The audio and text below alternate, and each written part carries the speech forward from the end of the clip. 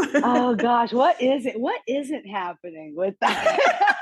Listen, I work for this 501c3 nonprofit based in New York City that we advocate against the government use of mass surveillance. And so what we're finding is that the government, whether that's a local, state government, whatever, when they want data, they will simply go buy it from the companies that have collected that data and aggregated that data in order to sell us stuff, right? And so I think surveillance capitalism, right, this business model that companies have adopted of making money from our data, they're not going to leave it on the table anymore, right? It's just simply too lucrative not to profile your users, not to identify your users, or for other people downstream to be able to identify your users, to be able to target them a little bit better, right? These are simply monetary data streams that companies can't and don't want to leave on the table.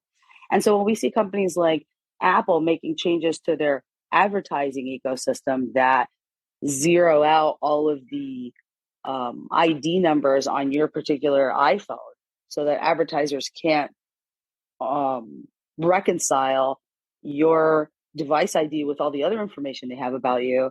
Now companies are going even farther. Now they're saying, well, we're going to find other ways to profile you. We're going to look at all of the characteristics of your phone, how much free space you have, what your IMEI number is, right? Whatever little bits and details of information that they could get, which is pretty vast actually, given the capabilities that Apple provides to software developers, right? Like ultimately, Apple and Google are the platforms that create these operating systems that allow companies to suction the data that they have from our phones, which is then passed around all these different companies and aggregated and turned into these dossiers of us, which then are potentially sold to the government for some weird reason, and then you might get caught up in a dragnet, right? You might get fingers for a crime that you weren't involved in, which has happened. You might get placed into a gang database in a city and then potentially have an issue out of that, right? Like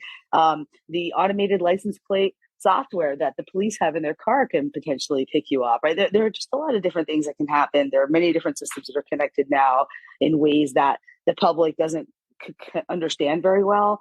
And surveillance capitalism makes all of that available to the highest bidder, right? So we're finding ourselves in situations where power is being concentrated.